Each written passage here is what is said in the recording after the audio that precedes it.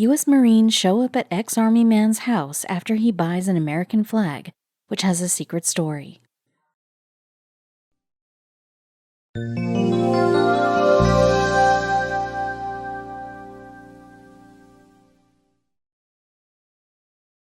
Flea markets have often given people the chance to discover things that have the potential to change lives. You can find things you can never imagine at a market. Walter Brown, a retired Army officer, was in a flea market with his wife when his head turned in surprise to see the country's flag laying on a stall in the market. And then his decision of buying the flag would change everything, because it was no normal flag. The flag did not belong in the market, and its origins would change lives forever, so much so that the next time Walter Brown would think twice before entering a flea market. Walter Brown was a retired Army officer and a true patriot residing in Texas. He loved his country and would be ready to do anything for it. His wife Lainey has always supported Walter in all the decisions that he made. But one decision in this story would start a different action in the couple's lives altogether. Walter and Lainey needed a holster for their Walther P22.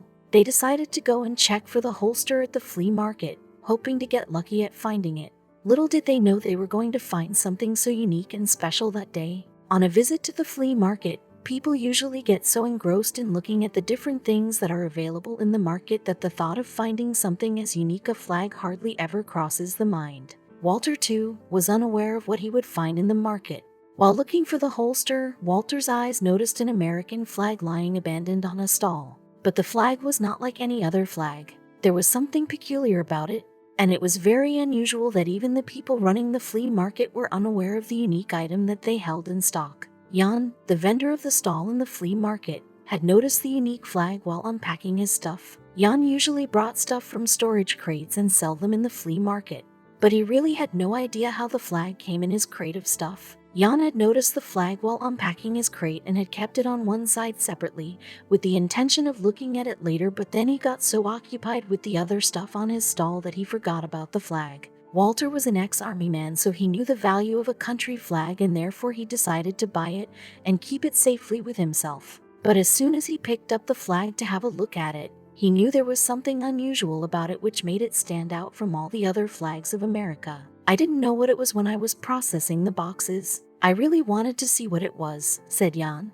But when Walter came to ask the price of the flag, Jan was just excited for the sale that he was going to make and quoted $15. But Walter wouldn't agree. Walter asked Jan to look closely at the flag and then rethink about the price. Jan noticed that the flag had stains and scribbling done with ink, and that is why he reduced the price to just $5. He had indeed given too little a price for something that was going to yield such an incredible story. When Walter took a close look at the flag, he saw that there was something handwritten all over the flag. It had little messages written by strangers for a stranger. Walter took the flag home to investigate the uniqueness and story of the flag further. Walter was happy that he had found such a unique-looking country flag for such a nominal cost, but he was unaware of the story behind the uniqueness of the flag. Soon, he would see Marines gathered outside his house when they would know of the flag that Walter owned now. Walter Brown had been in the Army and had served the country for quite a long time. In fact, his son-in-law was also in the U.S.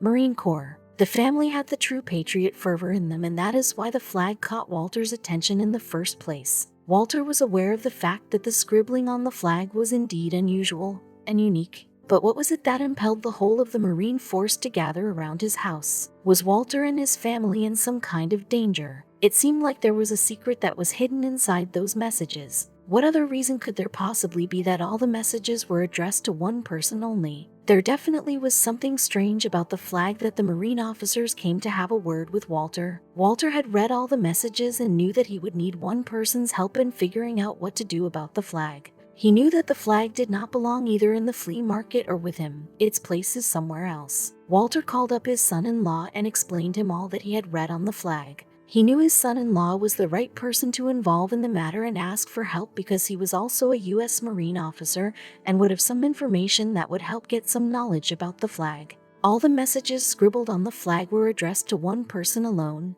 named Fred.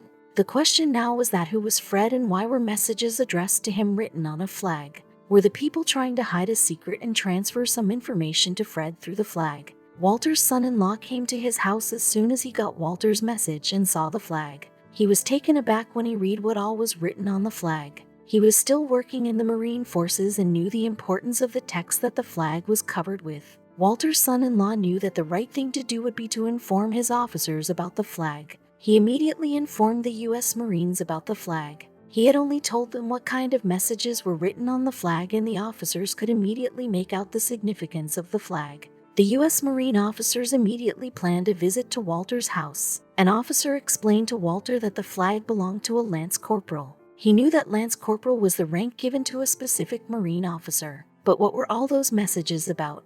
Each message written on the flag was addressed to one person named Fred. Walter had questions upon questions before he could land on any kind of conclusions. Why was the flag in a flea market?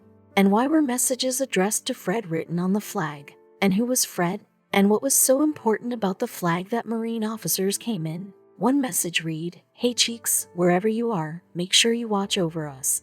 While another one said, "Fred, you were a good Marine and we will always remember you." And that is when the officers made the final revelation. The American flag was not a usual flag. Walter was sure of that. Turns out, it was a tribute flag for Fred. Each member of Fred's unit wrote to the Marine officer after he lost his life while serving his country. And what happened next to the flag was unbelievable. Walter Brown and his family decided that since they were the owners of the flag for now, they would return the flag to its rightful owner. Even though Fred was long gone, there would have been someone from his family that the Browns could search for. The Marine officers were not allowed to leak any information regarding their officers to a civilian, so they could not go against the rules. The Browns decided to search for Fred's family on their own, and the person to help them in this endeavor would be their daughter. Walter asked his daughter to help him find Fred's family so that they could give them back such an important part of Fred's life. Katie was a tech freak, and so she could search for Fred or any member of his family on the online search database. After doing thorough research, Katie found out a woman named Patsy Maciel who seemed to be connected to Fred in some way. Katie decided to contact Patsy and make her doubts clear. A whole new story was to unfold. After talking to Patsy, it was revealed that she was Fred's mother. At first, she did not like the interference of Katie in such a sensitive matter of her life, but when she came to know the reason behind why Katie had contacted her, she was touched and emotional all again. Katie had convinced Patsy Maciel to meet her so that she could return her son's prized possession to her. But the Browns had planned something big for the mother. They decided to conduct a tribute for Fred at the same place where he was buried, the Cavalry Hill Cemetery in Texas. When Maciel arrived in the cemetery, she was speechless to see that it was not just Katie who had come to meet her, but a lot of other people. Some of her family members and officers from the U.S. Marine were also gathered to pay tribute to her brave son. "Patsy," Lainey said, "our family feels so honored to have been chosen to find this flag. Thank you for sharing this piece of your boy with us." And with these words and tears in her eyes, she handed over the flag to Fred Maciel's mother. Patsy was overwhelmed to see that so many people had gathered to show their respect to her son. She was happy to see that people had not forgotten about him or his sacrifice for the country. "I've got peace in my heart. I'm happy. This is all for my son. Nobody forgot my son. This flag will be with me till I die. This is a piece of my son I'm getting back. It's a great feeling," she said. Patsy also told everyone how she did not want her son to join the forces. "I cried for 3 days trying to convince him not to," she said. Patsy also told that she lost that fight since Fred ultimately did join the U.S. Marine. Patsy was indeed obliged to the Brown family because they actually made the efforts to find her and hand over the flag to her. "For 8 years, I was a basket case. I didn't know how to go on without my son," she told Katie. And then she finally got a closure. The feeling after Patsy held the flag was indeed a very special one for her. "It's a piece of my son coming back to me," said Maciel, who lives in Harris County. "It feels great and I love them for that. I don't have my son, but at least I have this." After the accident of Fred's death, Ted Poe gave a eulogy in the Congress House for Fred. "Lance Corporal Maciel, we will forever remember your fight against these international outlaws. Maciel died in helping establish democracy in a land far, far away. You know, some causes are worth dying for, and liberty is one of those causes. May this American hero's devotion to his country continue to kindle our dreams and ambitions of a free people. So Semper Fi, Lance Corporal Maciel, Semper Fi." Maciel in his 20 years had already exhibited a lifetime of sacrifice and selfishness. The magnitude of the tragedy only becomes worse when you take into account the life Maciel had in front of him when it was extinguished so suddenly. Maciel was scheduled to return home following the January 30th elections in Iraq and had plans to marry his fiancée, Jamie Hamel, Poe said. After the tragic accident in which Fred lost his life, all his belongings were sent back to his house. But Patsy did not even know that a tribute flag which his comrades had made for him was also a part of Fred's belongings. So there was no chance Patsy would know about it. It was only after 9 long years that Katie contacted Patsy and said to her, "I have something of Fred's I want to give you."